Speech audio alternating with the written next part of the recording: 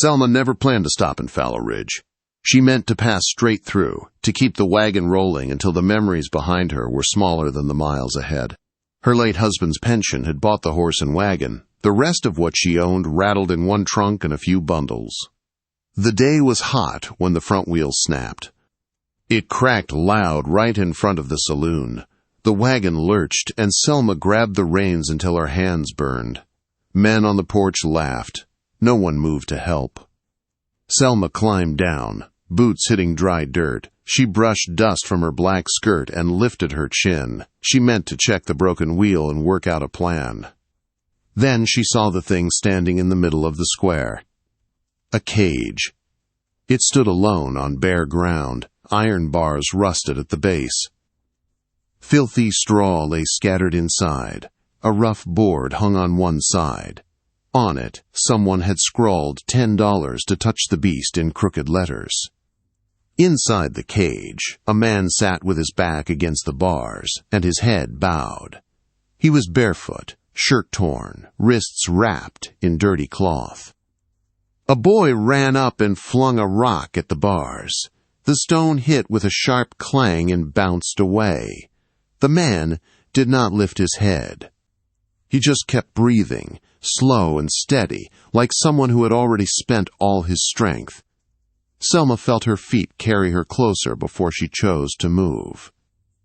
Laughter from the saloon faded behind her. Men and boys stood in a loose half-circle, nudging each other, daring each other to get close. The sheriff leaned against a post, whittling a stick while the town stared at the caged man as if he were a trick animal. Selma stopped near him and asked, in a quiet voice, what the stranger had done. The sheriff barely looked at her. He said they had caught the man coming out of the hills with another fellow's saddlebag and blood on him. The stranger would not explain, would not give a name, would not deny or defend, so the town decided he must be trouble and locked him where everyone could see. Selma looked past the sheriff at the man behind the bars. She asked if he was dangerous. The sheriff smirked and said that depended on who was asking. His eyes slid over her widow's dress and travel-stained shawl. As he spoke, the man in the cage moved for the first time.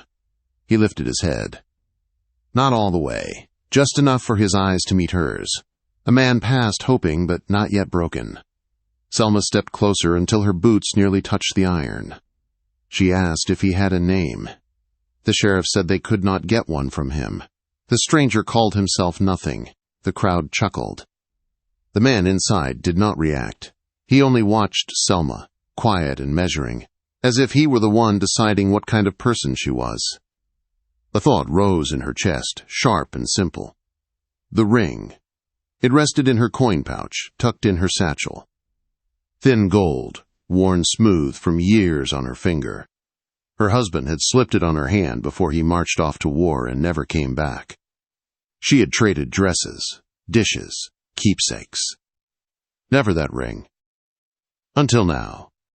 Selma reached into the satchel and found the small leather pouch, the familiar circle pressed against her fingers. Behind her, someone called the caged man a beast and laughed. In front of her, those tired eyes stayed on her face, not asking and not refusing. She drew out the ring. She stepped to the sheriff and held it up so the sunlight caught it. Her hand shook, but she did not lower it. In a steady voice, she asked if this would buy what the man was. The onlookers went quiet. To them, it was only a bit of gold and a strange bargain. To her, it was the last bright piece of a life already buried. The sheriff took the ring and turned it between his fingers. He said it was not worth $10, not really, but that it would make for a fine story. No one told her no. Selma did not flinch. The sheriff pulled a thick iron key from his belt and crossed the square. He shoved it into the lock on the cage door and twisted. Metal groaned. The hinges screamed as the door swung open, a sound sharp enough to set dogs barking down the street. The man inside did not move. The sheriff tipped his hat to Selma and told her the stranger was hers now. She let his words drift away. When she spoke to the man, her voice was clear. She told him he could come with her or stay where he was. Either way, he did not belong to that town anymore. For a long breath, he sat still. Then he planted his hands on his knees and pushed himself upright. His legs were stiff, as if he had not stood in days. When he straightened, he was taller than she expected. Sunlight touched his face. Dark hair, rough beard, hollow cheeks. His eyes were shadowed and unreadable. He did not look like a monster. He looked worn. He stepped out of the cage without a sound. The crowd backed away to let him pass. No one reached to stop him. No one thanked Selma. They watched the way people watched a storm cloud drift off, uneasy and relieved at the same time. Selma walked beside the stranger toward her wagon. She climbed onto the driver's seat and gathered the reins. He climbed into the empty space in back and settled among the crates and blankets. The wagon lurched as the horse pulled them away from Fallow Ridge. She did not look back. If this story is touching your heart already, let me know in the comments where you are watching from and if you have ever gone through something similar. Also tell me what you would like me to improve in future stories. The road out of Fallow Ridge ran east through thin pine and open dust. Selma held the reins and listened to the wagon groan and the horse's steady hooves. Behind her, the man she had taken from the cage rode among her bundles, silent as extra weight. They traveled like that for a long while, with only wind and wheels between them. The stranger sat with his back to a crate, knees bent, eyes following the land as it slid past. His bare feet braced at every jolt. Nothing in him begged, and nothing in him threatened. He just watched, like a man who had lived through too many surprises to fear new ones. By late afternoon, the sun dropped lower and the air grew easier to breathe. Selma turned the wagon off the rutted track toward a shallow dip where a narrow stream crossed the trail. The ground there was softer, and a thin line of grass edged the water. She stopped the horse and let the reins rest across her lap. Before she could climb down, the stranger had already moved. He swung from the back of the wagon, went straight to the horse, and unhitched the traces with quick, sure hands. He led the animal to the stream, watched it drink, then scanned the hollow as if checking every corner. Selma climbed down slower. Her legs were stiff, and her back ached from days on the seat. She reached for a pack, but by the time she pulled the straps loose, he was already gathering fallen branches. He broke them into even length and stacked them in a neat pile. He built the fire without asking. Flint struck stone, sparks caught, and soon a small, steady flame glowed between them. Selma eased herself onto a flat rock and watched him move in and out of the firelight. After a quiet stretch, she asked if he had a name. He met her eyes for a heartbeat, then shook his head once. She asked if he could speak. He gave a short nod. She told him she was not asking for a story he did not want to share. She added that she had given up her ring because no person deserved a cage, not because she meant to own him or use him. Something in his face loosened, just a little. When her words faded, he reached inside his torn shirt and brought out a crust of bread. He broke it clean in half and held one piece across the fire toward her. It was a small thing, but it felt like the first choice he had made in front of her. Selma took the bread and thanked him. It was hard and dry, but it warmed her more than the flames. For the first time since she had seen him behind iron, she felt less alone. They moved on at first light. Over the next 3 days, a quiet pattern settled over them. Each morning, the stranger rose before dawn. When Selma woke, the coals glowed again. The horse stood watered and brushed, and the harness sat straight on the wagon pole. Once, when a strap began to give, he cut a thin strip from his own belt and mended it without a word. He walked beside the wagon more than he rode in it. His boots stirred dust. His gaze swept ridges and dry washes. He never wandered far from her or the horse. His silence did not feel like a wall. It felt like care wrapped tight, offered without claim. They shared simple food in whatever shade they could find at midday. At night, he rolled his blanket within reach of the fire, but left a clear space between them. He did not crowd, did not stare, did not act like her ring had traded one prison for another. He simply stayed close and useful. On the third evening, the sky turned deep blue with a purple edge as the sun slid behind low hills. They stopped near a scraggly line of bushes beside a thin stream. After the horse was settled and the fire built, Selma sat close enough to feel the heat on her face. Across from her, the stranger sat cross-legged in the dirt with a short piece of cedar in his hands. He slid a rusted knife from his belt and began to carve. Thin curls of wood fell into his lap. His hands moved slow and sure, like this was work that had once belonged to quieter nights. Selma watched the shape forming and forgot, for a moment, the weight of all the miles behind her. She asked what he was making. He did not answer at once. When he finally held the piece out, she saw a rough but clear figure. A lean wolf, long-legged and narrow-faced, tail lifted as if it stood listening to the dark. Selma asked if that was meant to be him. He shook his head.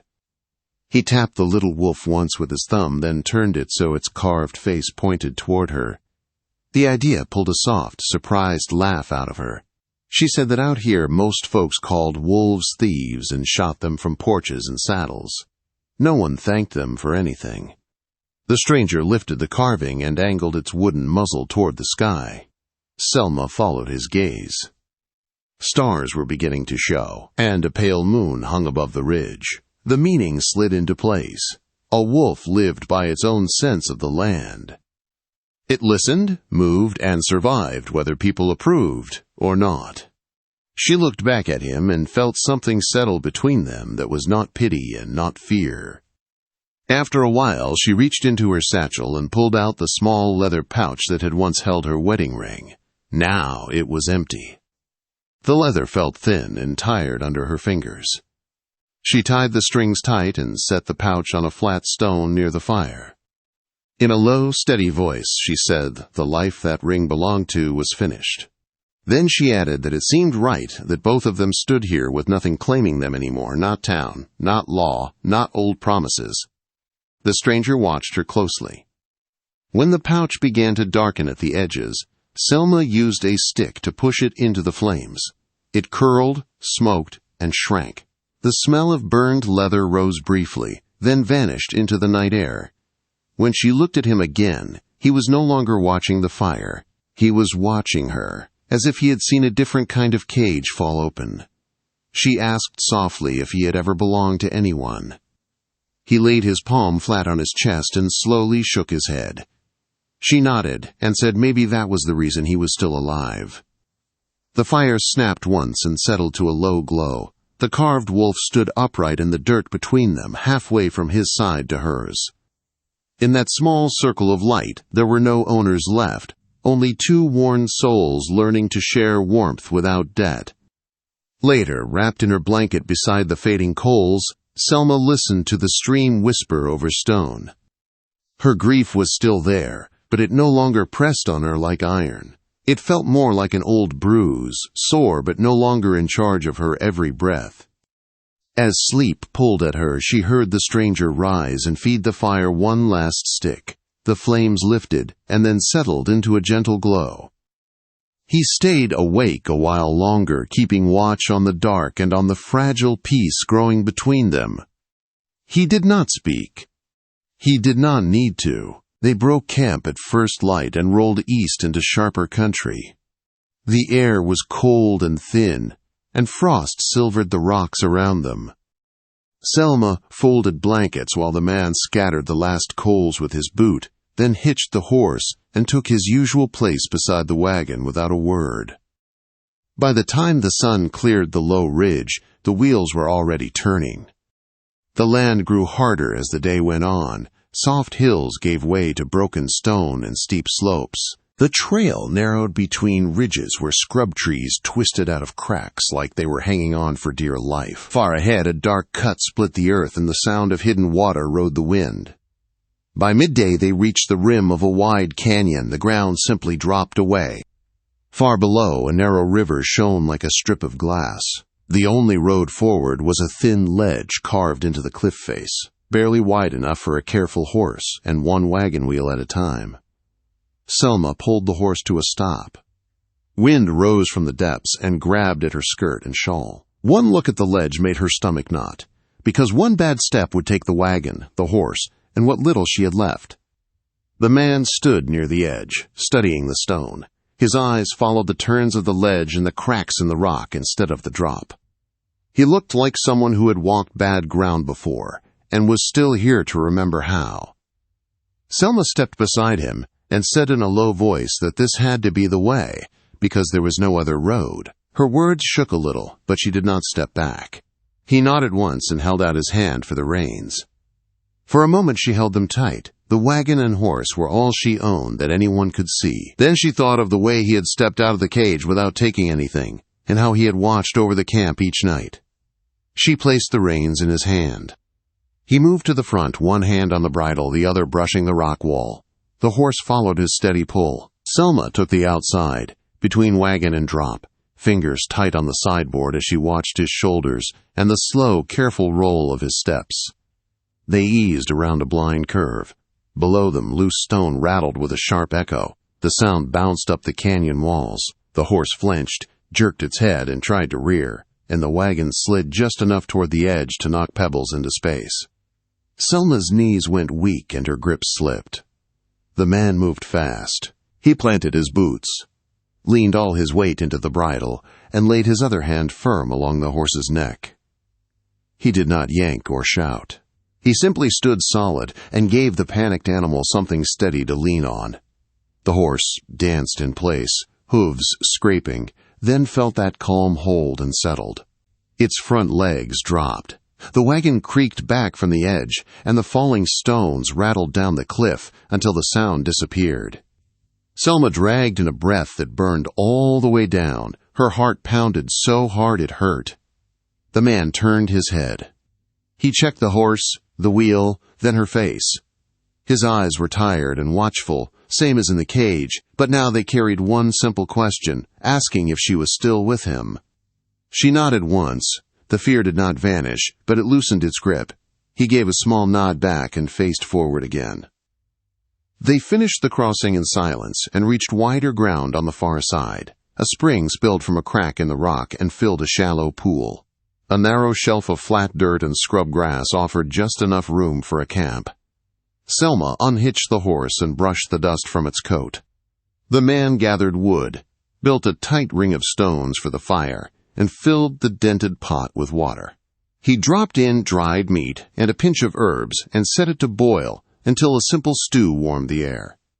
They ate side by side, facing the canyon as the sky turned orange, then dark blue. When the bowls were empty, Selma wiped hers clean with a crust of bread. She watched him in the firelight and saw how his shoulders never quite relaxed, and his body leaned just a little toward the dark beyond their camp. She told him he did not seem to sleep much. He lifted one shoulder halfway to a shrug. She asked if fear kept him awake. He shook his head. She asked if it was guilt. His jaw tightened, but again he shook his head. He picked up a short stick and drew in the dust between them. 4 straight lines made a cage, with a small shape curled tight inside. Then he dragged the stick across the picture and cut the cage in half. Selma watched his hand and felt something settle in her chest. She said in a low voice that sometimes a body spends so long inside bars that even open ground feels wrong, and the cage keeps living in your bones after the door is gone. He let the stick fall and did not argue. Later, when the stars came out bright and cold, she carried a small comb down to the spring. Kneeling on the flat rock, she worked it through her hair, tugging at knots laid down by dust and wind. Her arms ached before the tangles gave way. In the faint reflection, she saw a woman she barely knew, with new lines at the corners of her mouth and thick hair hanging in heavy waves. She realized she had not truly looked at herself since before the war took her husband. Bootsteps scuffed behind her. She glanced over her shoulder. The man stood a few steps away, quiet as ever. In one hand he held a length of twine. In the other he held a small bead carved from bone, pale and smooth. He met her eyes and lifted the twine, then tipped his head toward her hair. He did not move closer. He was asking, not taking. The habit to refuse rose fast. She had lived so long doing everything alone. Then she remembered the cage he had drawn and the line he had cut through it, and how he had never touched her without cause. Slowly she held out the comb. He came to stand behind her, close enough that she could feel his warmth through her shawl, not so close that it felt like pressure. He started at the ends, gentle and patient, until the comb slid smooth. Then he divided her hair into 3 strands and began to braid. His fingers were firm and sure. Each pass tucked loose pieces into place. For the first time in a long while, she felt something in her life being woven together instead of pulled apart. When he finished, he tied the braid with the twine and slid the bone bead into place at the end. His knuckles brushed her shoulder once as he stepped back. Selma lifted her hand and felt the neat rope of hair down her back. The bead was cool between her fingers. She asked what it meant. He tapped the bead, then pointed back the way they had come, toward the town with the cage and the ring she had traded, then out across the open sky above the canyon. She understood enough. It was not a collar. It was a marker that said she had walked out of one kind of prison and was still moving. That night she lay by the fire and pulled the braid against her chest like a small, steady weight. Across the flames he settled on his blanket, one eye on the dark and one eye on her. The picture of the cage in the dust had already been scuffed away. Sleep came easier than it had in years. The morning after the canyon crossing, the wind had gentled. Selma woke to coffee and the soft clink of tin as the man checked harness and fire. Her braid lay smooth against her shoulder, the bone bead cool at her collarbone. For the first time in a long while, she did not feel like she was only running. They rolled east until the land flattened. A gray smear rose ahead, which turned, up close, into burned beams, fallen roofs, and tall black chimneys. The wagon rattled through a dead town, ash under the wheels, a half-burned church at the center, its cross only a black stump. Selma kept her eyes on the ruts in front of her, but she felt the man behind her go tight. His gaze moved over every ruin, his jaw set hard. His hands curled like they remembered reaching through smoke. He said nothing, and she did not ask. Only when the ruins were a smudge behind them did she turn the wagon into a dry riverbed to make camp. The low banks cut the wind. After the horse drank and the fire was laid, she watched him sit cross-legged by the flames with a thin strip of cedar and his dull knife. She asked if his hands helped him remember. He paused, then gave a single nod. When he finished, he set the carving in her lap. It was a small figure of a woman sitting straight, a long braid down her back. Even in the rough lines, she knew it was her. Not the girl she had been, but the woman she was now, still upright in spite of everything. Her throat tightened. Someone saw more than her black dress and worn boots. Softly, she asked what had happened to his voice. He did not answer with sound. He picked up a stick and drew in the dirt, a cabin, flames on the roof, a shape on the ground, a tiny figure beside it, alone. Cold slid through her, in spite of the fire. She asked if the flames had taken his family. He did not nod and did not deny it. His hand shook once before he let the stick fall. That was answer enough. She reached out and laid her fingers over his for a moment. She did not push for more. She simply shared that one picture so he did not carry it alone. Later, when she lay down, she felt her braid against her neck and noticed something new. Under the bone bead, her fingers found a second bead, small and smooth, with a thin line cut into it like a flame, his past tied where she would feel it with every step. In the morning, they moved on. By midday, they reached a larger town, the first truly busy place since Fallow Ridge. Clay buildings stood close together, and real glass shone in the windows. Children ran barefoot through dust, laughing. Selma almost kept driving, but the horse needed oats, and she needed coffee. She tucked her braid under her shawl so the beads pressed warm against her neck and stepped into the general store with the quiet man at her side. A bell over the door rang, thin and bright, like the one back home when her husband used to stand behind her and help choose flour and sugar. The memory rose, then passed without breaking her open. The clerk watched the man but held his tongue while Selma chose flour, coffee, and salt. When she reached into her pouch, her fingers brushed the empty place where her ring had always rested. She waited for regret. None came. She paid, stepped back into the sunlight, and felt lighter than she had in years. Behind her, the man took the supplies without being told, and tied them down with clean, firm knots. As he worked, an older woman in a faded sun hat came to stand beside Selma and quietly asked if the quiet man belonged to her.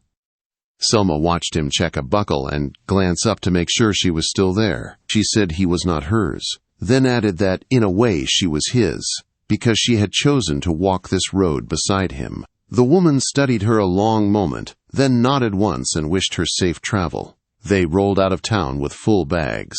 On the open road, with dust rising behind them, Selma told the man that people wondered why he never spoke. She said she had begun telling them it was because he was busy listening.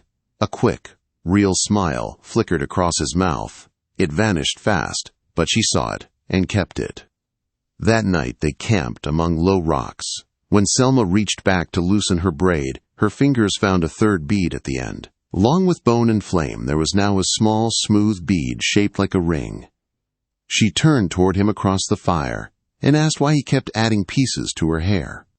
He slid closer and touched each bead in turn, bone while his other hand pressed flat to the ground, flame while he brushed his chest where old hurt lived.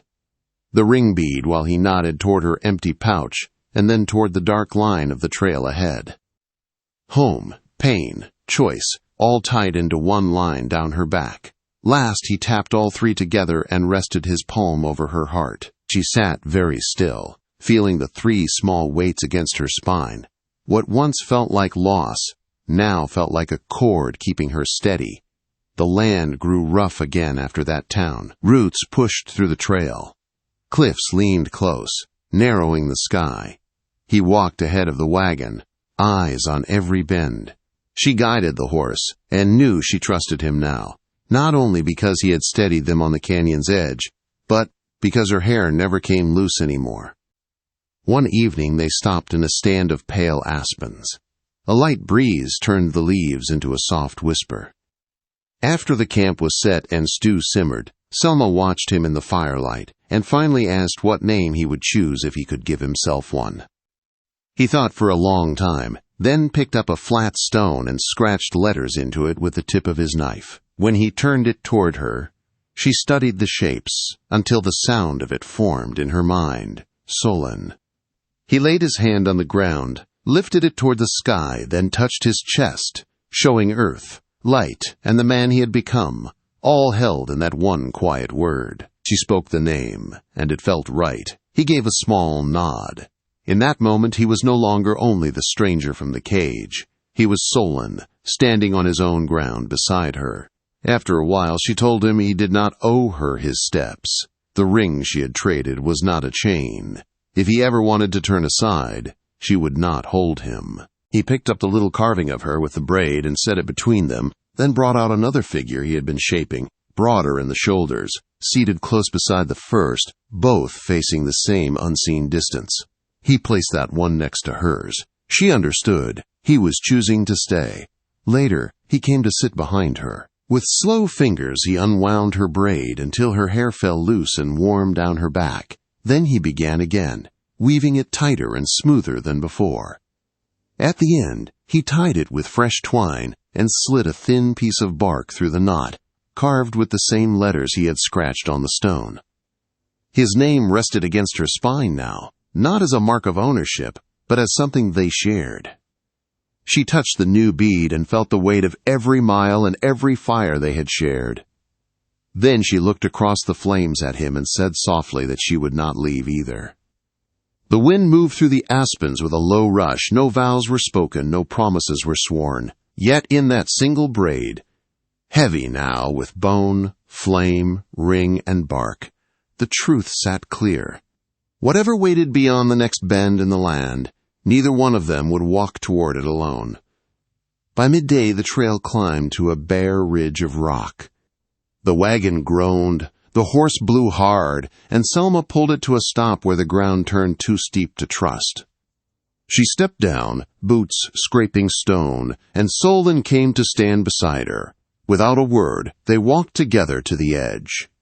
Below them lay a shallow valley. A clear creek cut through the middle, lined with thin cottonwoods. On a small rise above the water stood the broken shape of a cabin, 2 leaning walls and a crooked strip of roof holding on against the wind. Selma knew it at once. Years earlier, her husband had signed a deed for that land, before marching to war and never returning. The folded paper had ridden in her trunk through lonely towns and cold winters while grief kept her circling away. Now she was finally here, not alone, but with another man at her side. She told Solon this valley was meant to be her homestead, the place a younger version of herself had planned to fill with work, cooking smoke, and steady days. She said the land had waited while she walked with sorrow pressed tight against her ribs. Saying it out loud felt like loosening that weight at last. Then she drew a slow breath and said there was one thing she still did not understand. She asked why, when the sheriff opened the cage in Fallow Ridge, he had not bolted, the second iron swung wide, and the door fell open. Solon crouched and picked up a dry twig. In the dust he drew a rough square, then a small circle inside it, then a tiny curled figure in the center. Outside the lines he left empty space and no path at all. Selma watched his hand and felt the meaning settle. His body had been free to run that day. His heart and mind were still sitting in a cage. He let the twig fall and reached into the worn pouch at his belt. When his hand came back, a plain metal ring lay on his palm, dented and dull, like fire had passed over it and taken all the shine. Selma felt a sharp pull in her chest. She thought of the thin gold band she had traded away for him, the last bright sign of the life she once expected. In a low voice she asked who that ring had belonged to. Solon touched the ring, then pressed his fingers to his chest. After a pause he lifted them toward the sky and let them drift down, like smoke from a burned roof. She did not need more than that. The ring had tied him to someone the flames had taken, and his voice had gone with them. Then he reached for her hand. He opened her fingers and set the dented ring in her palm. He folded her hand gently around it and held it there for a moment. His eyes said the rest. He could not carry this piece of his story alone anymore. Selma closed her fist on the cool metal. She saw herself again in the town square, arm outstretched, her own ring shining in the sun while the crowd laughed and the rusty lock screamed. That trade had not only freed him from iron, it had pulled her out of the life where she only faced backward. She slipped his ring into the pocket over her heart and told him quietly she would carry it, and him with it, for as long as her steps held steady. Then they led the wagon down into the valley. The trail was rough, but the way felt strangely kind. The creek ran clear over stone. When they reached the cabin, sunlight fell through the broken roof in bright stripes across the dusty floor. Inside, 2 walls still stood solid. Wild grass and little flowers pushed up between cracked boards. Selma stepped through the open doorway and laid her palm on the weathered wood. This place had once been meant for a young soldier and his bride.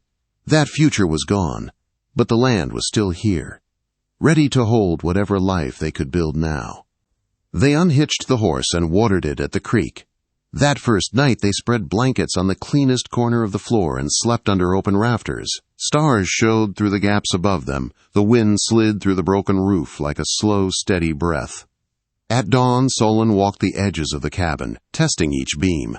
He sorted boards into what could stand and what should burn. Selma swept out broken glass and rotten planks, then hauled stones for a new hearth until her arms burned. The ache felt like it was building something instead of tearing her down. Days settled into a quiet rhythm. Solon cut fresh posts and raised a simple porch along the front wall. He planed the boards smooth with patient strokes. In the evenings they sat there together, she on a rough chair he built from scrap wood, he carving in the fading light. Spring came soft over the valley. Green thickened along the creek. Wild iris opened near the water. Smoke from their new chimney rose straight into a blue sky that felt less like a ceiling and more like a promise. Selma's braid grew heavier. The first bone bead near her neck marked the day she freed the man in the cage instead of turning away. The small flame bead held the fire that had taken his old life. The ring-shaped bead stood for her bargain in Fallow Ridge. The thin bark bead with his name carved into it said this road now belonged to both of them. One cool morning she woke to find his blanket empty. Fear pricked at her until she saw a scrap of paper nailed inside the doorway. The letters were clumsy but clear, saying he had gone to hunt, would be back before dusk, and that she should not wait to live. She stepped outside with her hair loose for once, beads tapping softly against her back as the morning breeze played with the strands. The cabin behind her no longer felt like a hiding place. It felt like a heart beating again after a long sleep. She walked the creek's edge and thought of the widow who had clung to a wedding ring like it was the last proof she mattered. She thought of the silent man in the cage, mocked and locked away for sport. That day in Fallow Ridge, the crowd had seen a joke and a bargain. She and Solon had seen a door they were finally brave enough to walk through. Now the gold ring was somewhere behind them on the trail, but the life it had bought stood solid under her boots. A porch waited for evening. A quiet man moved through the hills, not running away but bringing food home. A braid hung down her back, heavy with beads that held grief, memory, and slow, careful healing. In a small wooden box by their bed, his dented ring lay safe. That evening, when Solon came out of the trees with a deer across his shoulders, Selma met him at the edge of the porch. He shifted the weight and looked at her with the same steady eyes she had first seen behind iron bars, only now they held warmth and peace instead of emptiness. Her braid brushed her spine as she stepped toward him, beads sounding once like a quiet answer. In that moment she knew she had never truly bought a man. She had traded a small circle of gold for a wider circle of days, for land under her feet, and for a love built from shared work, deep silence, and simple care. If this story moved you, please hit the like button and subscribe for more emotional Wild West stories that will touch your soul.